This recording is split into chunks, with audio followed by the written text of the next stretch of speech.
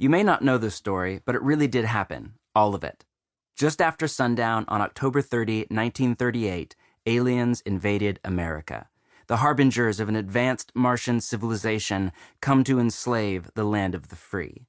The first wave landed in an unsuspecting farm town called Grover's Mill, not far from Princeton University in New Jersey, and just a short trek from Manhattan. Professor Richard Pearson was standing watch at Princeton's observatory. He had scoped eruptions of blue flames on Mars's surface just an hour before, assumed it was a rare meteor shower, and rushed to the scene to investigate. But upon arrival, instead of the detritus of space rock, he found a large metal cylinder in the open field, still steaming from entry and broadcasting odd scraping noises from inside its shell. As the reporters, first responders, and onlookers examined the crash site, the cylinder began to open, and a terrifying monstrosity of alien violence unfolded. On-site reporter Carl Phillips broadcast this chilling report live across CBS's airwaves. Ladies and gentlemen, this is the most terrifying thing I have ever witnessed.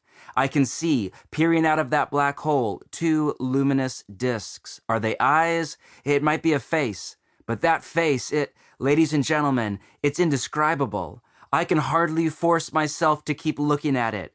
The eyes are black and gleam like a serpent. The mouth is V-shaped with saliva dripping from its rimless lips that seem to quiver and pulsate. What's that? There's a jet of flame springing from the alien, and it leaps right at the advancing men. It strikes them head on. Good Lord, they're turning into flame. Now the whole field's caught fire. The woods, the barns, the gas tanks of automobiles. It's spreading everywhere. It's coming this way. At this point, Phillips's voice abruptly cut out, followed by the eerie hiss of radio static. 5 long seconds later, the report resumed and announced Americans' worst fear. Aliens had landed on the eastern seaboard. The National Guard had been called in, and bells rang to warn people to evacuate Manhattan. The Secretary of the Interior urged all Americans to join the fight and stand for the preservation of human supremacy. Then came word of more alien landfalls, Chicago, then St. Louis. It was pandemonium in the streets. Urbanites fled in terror. People took refuge in churches. Pregnant women went into labor early. People committed suicide. Looting broke out in the streets. It being America, men got out their guns and made ready to make a final stand. One woman ran into a church prayer meeting in Indianapolis and screamed, "New York has been destroyed. I believe the end of the world has come. You might as well go home to die." Life, as we know it, was over. Now, as much as my conspiracy theory friends would love this story to be true, the moon landing was really in Iceland. The royal family are lizard people. The earth is flat. The entire story was a lie.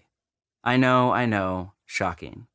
There was no alien invasion, but everything else really did happen. It wasn't a full-on lie. It was more like fiction gone awry. Here's the backstory. The late 1930s were a tumultuous time in America. Not only did many scientists speculate there was alien life on Mars, but closer to home, people were living with a fever pitch of anxiety. America was on the verge of war with Germany. The economy was still recovering from the Great Depression, and food scarcity was a growing threat. Just weeks before, those living in the Northeast had endured the Great New England Hurricane of 1938, the most devastating storm to ever strike New England, leaving over 700 dead and about 63,000 homeless. Add to the mix that it was after dark on the night before Halloween, and you've got an emotional tinderbox just waiting for a spark.